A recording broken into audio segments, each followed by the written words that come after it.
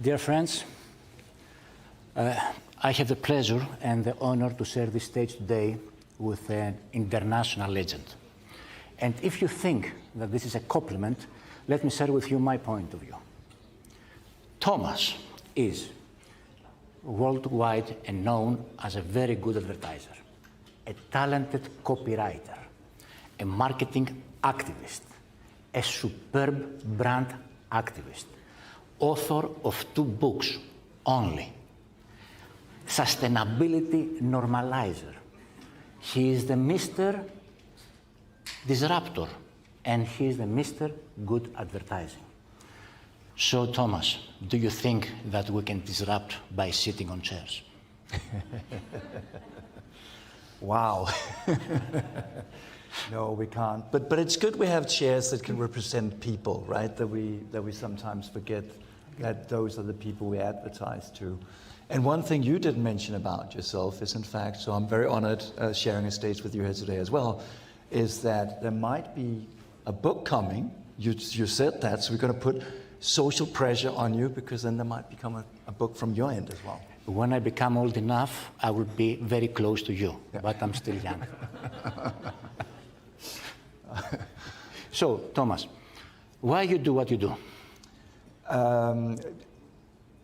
I think my journey started, you did sort of carve out the copywriter thing. So I came from the creative side of the advertising industry, and I worked for a number of years as a young advertising creative, founded my own agency. But the thing that sparked my change was, which might sometimes be a good thing, because not everybody gets born an activist, was we were hosting the climate summit in Copenhagen. Some of you might remember it. We had Tony Blair, Barack Obama. And as a Dane, as you might be able to hear from my accent, I had very high hopes to our elected government leaders. Obviously, you in Greece know you shouldn't have that. In Denmark, I had different expectations, so I got disappointed. So I asked myself the question at an age of 30, so many, many years ago, what can I do, in fact, with the skill set that I have? What can we do with the brands that we represent that touch billions of people's lives on a daily basis? So that was the thing that changed me and changed my direction. So this is a purpose that is constantly changing?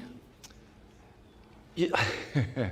I think it is. I think you learn through life. I mean, we had the conversation just earlier that for me, when my second book came out, I realized a thing, because I've been such a strong advocate for corporate purpose.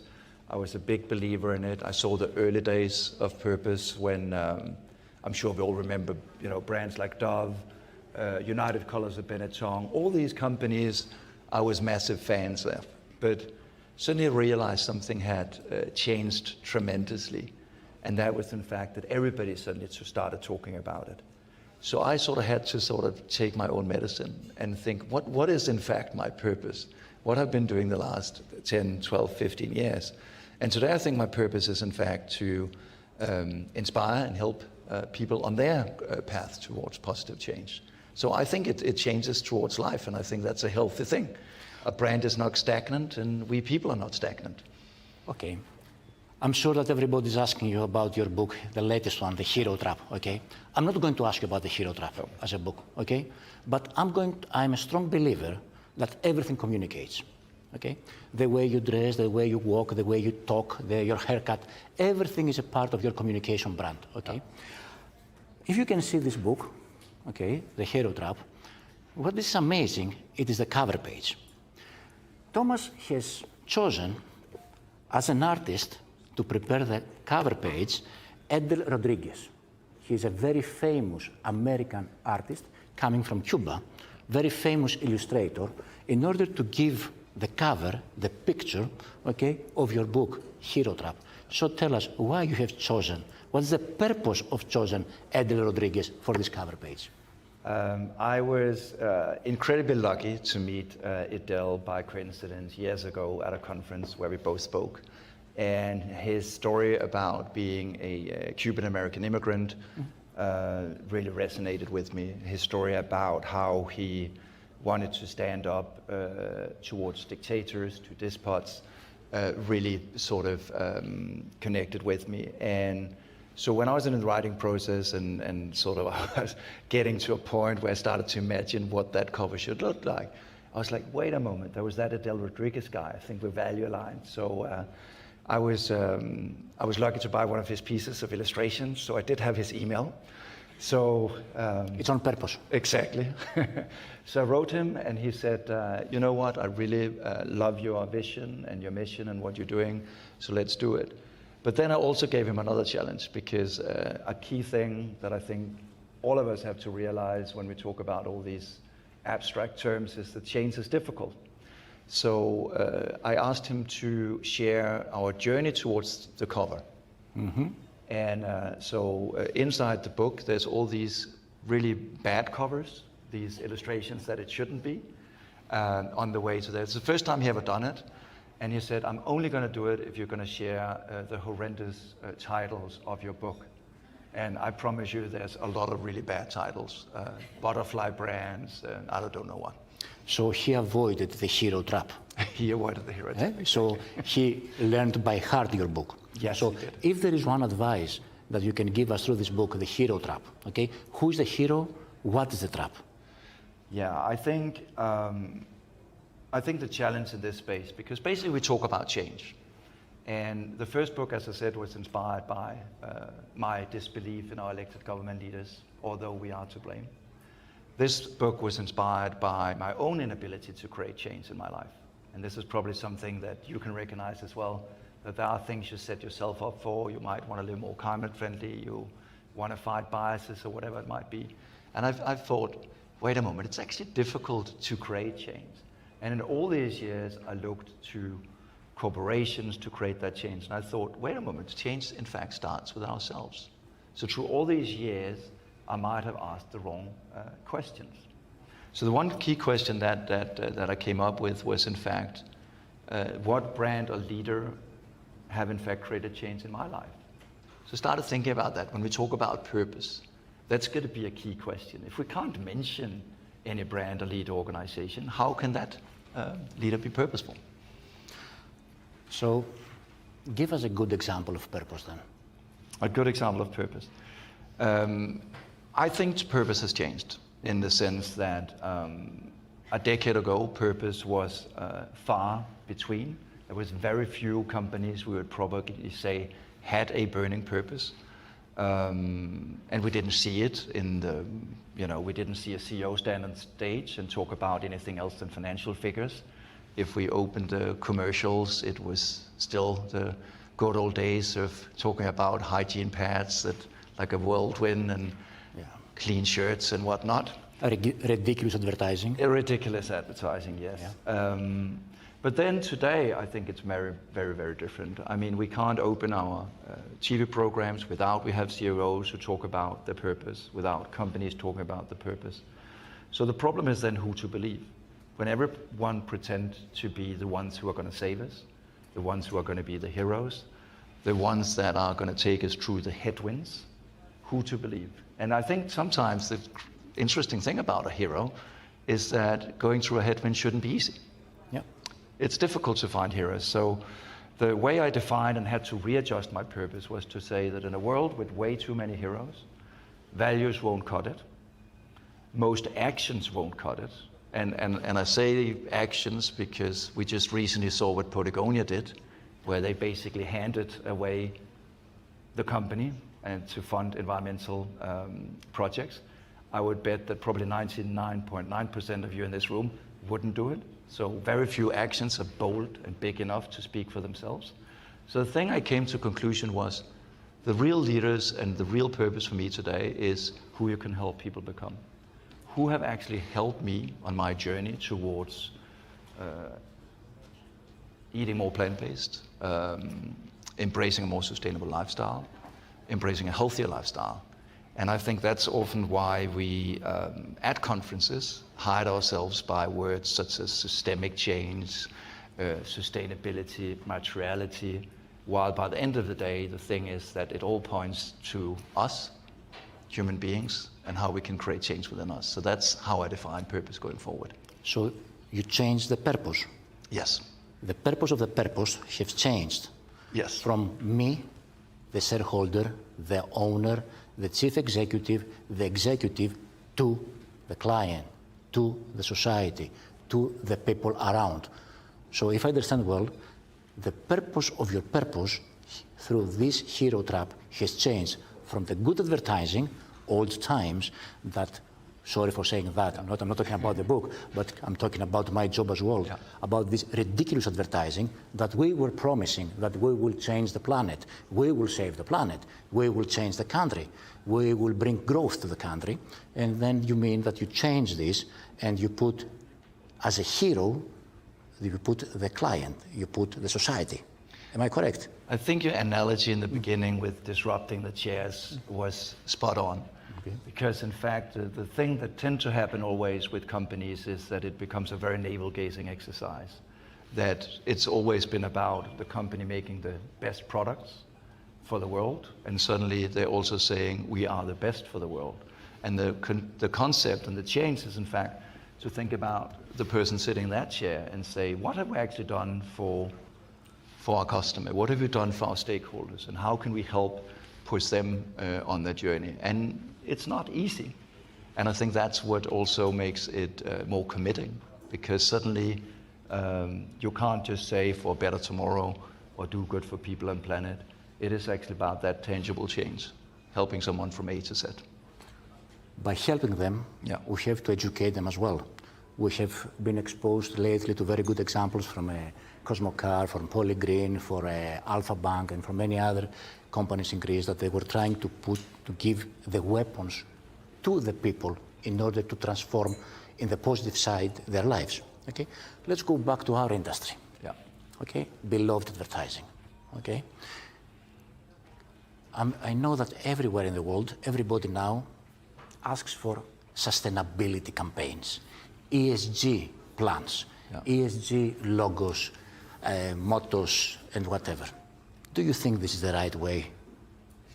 The really disappointing and sad part about all of this, because I've been coming to these conferences for so many years, is that I think we forget the fact that there are young generation out there. My nieces now, I have two nieces, one is 13 and one is 18. An interesting thing when I talk to these things about climate and social issues, the one thing they say is that, wait a moment, but companies are to blame for environmental degradation and social injustice. But all we hear from them is all the great stuff they're doing.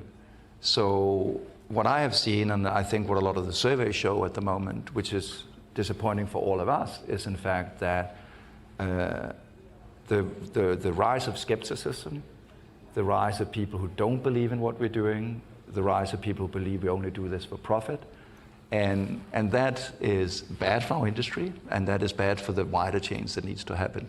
So I think we really sort of need to rethink how we look at this, rethink how we shape our commercials.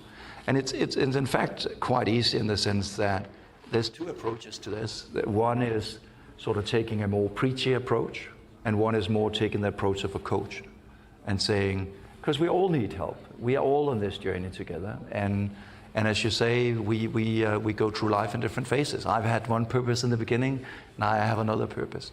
So I think especially in a time where there is more headwind, where there's more economic uncertainty, I think this is really a time for brands and companies to step in and actually think about how they can help us, whether it's those people who see rising energy costs, who maybe can't afford to feed their family.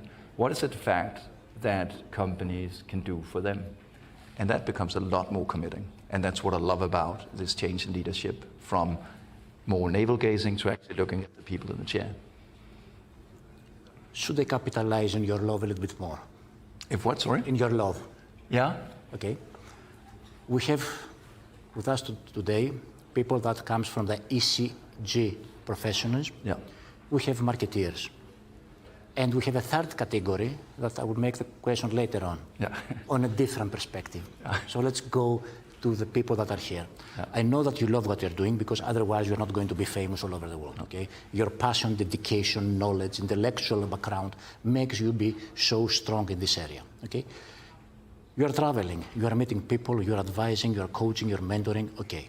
If you have to give an advice to the ESG people, what will be? Oh, that's tough pointing one category of people out there. I think that one of the dilemmas that I'm seeing now, I'm being a politician here, so I sort of skip. The third one. Yeah, oh, damn it, okay. This is the third one, but I will put some other category together with the politicians. Oh, good. Okay, so we will come back later on that. I will not forget it. No, I usually say that sustainability is from Venus and marketing is from Mars. And it's really about building bridge between those two disciplines. Because the problem with ESG is that they live in a world where nobody lives. Because they talk a language that nobody lives. I don't get it. Because nobody wakes up in the morning and talk about materiality or sustainability or ESG. None of us do that. So I think where those two planets really meet and prosper and should be building bridges is when you get the narratives right. And I think that is what we all need to do in this room to, in fact, move and mobilize everyone, because I'm saddened by the fact that my nieces aren't motivated by what we're doing in this room at the moment. Okay, let's go to your favorite ones, the politicians, and then I will go to my favorite ones. Yeah, okay. I'm looking forward to that one. Those are the great leaders, the business ones. Yes. Okay, but let's go to the politicians. Yeah. Okay, we always listen about principles, about declarations, about policies, about laws, about nice talks. Yeah. Okay, if you were sitting, if they ask your help, for example, to be on the G7 table, and say, Thomas, what should we do on G7? Oh, that's a tough question. What would I say? I think I would say one key thing, and that is probably about the urgency that needs to happen right now. Because one thing that politicians are very good at, one thing corporations are very good at, is talking about 2030, 2040, 2050. We hear all those commitments all the time. But if we again try and humanize that a little bit, and sorry for the analogy right here, but let's say I come home from this Greek event, and forbid this is the case, but I take my lovely girlfriend being together with another man.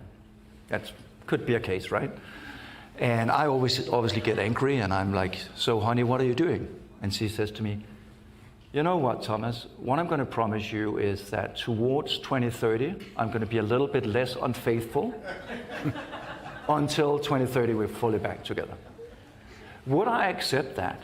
Would you accept that? Probably not. So maybe it's not strange when young people and all of us get frustrated because our minds doesn't work in 10 years' time. I'm going to lose weight in 10 years' time. I mean, come on. You can start running a marathon and say, I'm going to join the New York Marathon in 3 months, 6 months. That's an achievement. 10 years from now, you're running a marathon. I'm not going to applaud you, my friend. Okay. But on the book I will. On the book I will. On the book you will. Okay.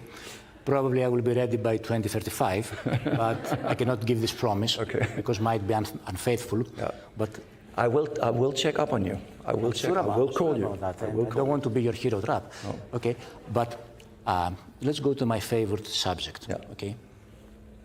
Everybody here is not one from the participants here, as far as I know, it is not the real decision maker. It is not the business leader. It is not the business owner. It is not the major shareholder. It is not the one that takes decision. Okay? Politicians are politicians. Yeah. Okay?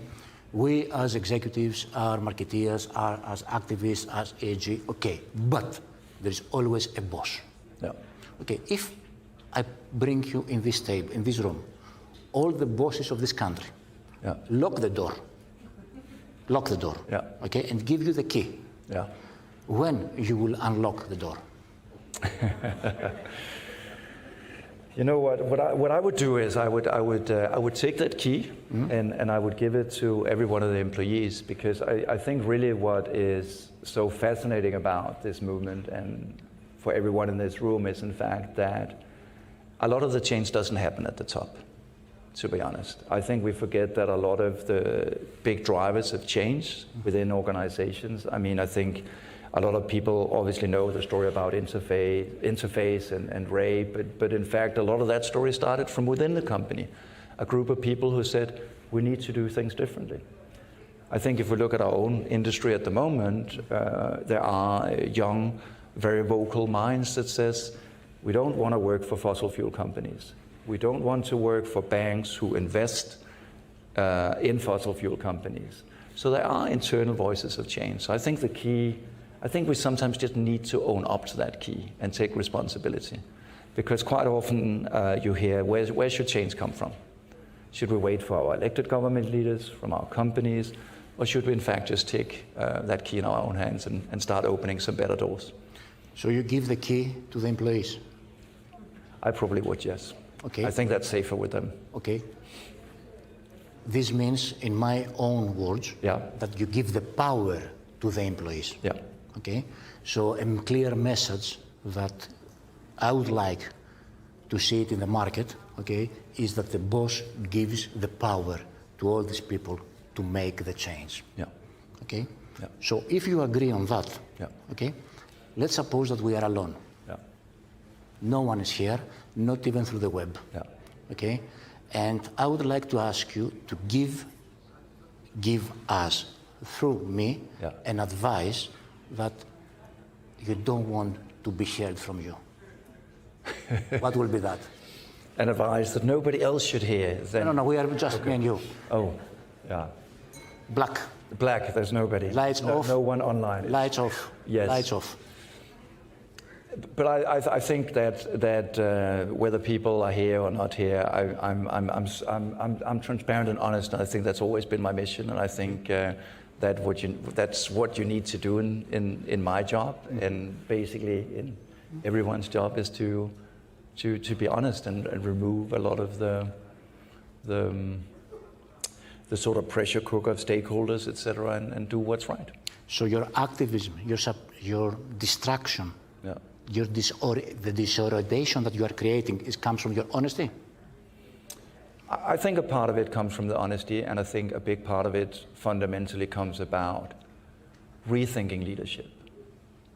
Really rethinking leadership, because I think we for too long have celebrated a certain type of leader that is, and used to be typically, sadly enough, a man that said, this is the direction, I'm the captain of the ship, this is the way we're going. But I think fundamentally the best leaders that I've had in my life have been the one that has been empowering people, that have believed in people, that have helped them grow. And I think as an agency leader, this is definitely something you can recognize, that, you know, when you have to steer a ship full of creative, sometimes crazy people. And we'll go back, Yeah. back to the genius and crazy people. Exactly. Okay? Because this is my dream, Yeah. to cooperate with genius and crazy people at the same time. Yeah. Those are the people that change the world and transform it for the better future. Yeah. But let's go back to the purpose. Yeah. So if I understand well, Yeah. okay, is it a critical ingredient of the purpose honesty? I think it is. I think honesty is, you're allowed to take it if it's your mom. I always do that. If not, you're not allowed to take it. That was her phone that called, for those of you who watch online. But anyways, yeah, I think honesty is a big key part of it, but I think also it's really just being honest about your values. I think, unfortunately, the pressure that I've seen over the last couple of years is that because of regulation, because of stakeholder pressure, I think people have rushed into the purpose space. And this is why we have seen what people would call purpose washing. I mean, unfortunately, I have had clients who called me and said, you know, one purpose, please, like if they're booking an advertising campaign. And that's not how it works. I can help ask questions. I can help peel the onion until I find a core of something that has more value to it than just profit. But it's a process. And for me, the realization was, instead of asking why you exist, was to say to them, who can you help people become? What journeys, what aspirations, what dreams are you actually enabling? If you can answer that one question, I think you found a purpose that is based in in us as humans, and that will definitely resonate both internally and externally. So what will be the title of the next book? Oh, that's a tough one. That one, I just wrote that one 2 years ago. Should I already write a new one? You think so? It's about your values, it's about your honesty, it's about you. Yeah, I think that I have always something in development, but I think also one thing that I will say in all of this is that this space is changing so rapidly, and all these themes are changing so rapidly. I sometimes say it's a little bit like, when you're running along a beach and you see a rainbow and you try and chase the rainbow, you think you're almost there. And if we take diversity, if we take climate change, as soon as we think we're there with the LGBTQ, there's an LGBTQ plus. So I'm sure that the way I write books is because I'm way too much of an extrovert, so I hate sitting there and typing for too long. The way I write books, and I can see that with a lot of entrepreneurs as well, is when I hate something so much, so I have to change it, or when I love something so much, so I have to safeguard it. And my first book got born out of hatred to our advertising industry that I think fell out of context. And the second book was born out of my own inability to create change in my own life. So I think it's important to have sometimes hate and love as guidance in your life when you want to do amazing things. So the process to write your new book is your disruption to get out from your comfort zone? Very much so, very much so. I think every time I hear, and especially from big corporations, they say, oh, but it's tough to create change. I think they sometimes forget that they were also a small little company. And sometimes when I work with impact entrepreneurs and I see them take those tough choices, that when I hear companies say, oh, but we can't go for that packaging because it'll add 5-7 cents. And at the same time, I talk to an impact entrepreneur that says, I'm going to go full in on this. This is what I believe in. And so I think those are good guiding principles in my life, at least. And sure to also disrupt. You will travel all over the world. Is anything that will come up to your mind in your next speech or some other speech that will come from Greece in order to share it while you are going to be the post-purpose preacher? I think you learn something from every country, and I think also that sometimes we need to reframe the way we look at countries, in fact, because I come from Denmark, as I said, and talk about greenwashing. How can it be that Denmark is named as one of the most sustainable countries in the world? That is beyond my belief. I mean, we have a carbon footprint that is massive. It makes absolutely no sense. Probably one of the most sustainable countries in the world should be a country like Mozambique, where people live within their means. When you visit a hairdresser there, they have one bucket of water for all their customers. I think one thing I will definitely take with me home from Greece is the framework from the beekeeper, in fact. Sometimes this dilemma between being a visionary and being pragmatic. I think, though, maybe that's your analogy with being crazy and genius. And I think life is that balance. I call it love or hate. And I think we can't just sit and wait for the genius idea or for the pragmatic to come true. I think this is the time where we need to act and disrupt and do something. And we can sit and wait and say, somebody's going to do it. Government is going to do it. Regulation is going to do it. Or maybe we can take the responsibility ourselves or give others and empower others to do that as well. So, ladies and gentlemen, it was clear. We cannot sit in the chair and make disruption, okay? And I'm sure by now you have understand why this guy is an international legend. Let me give him all together a great applause.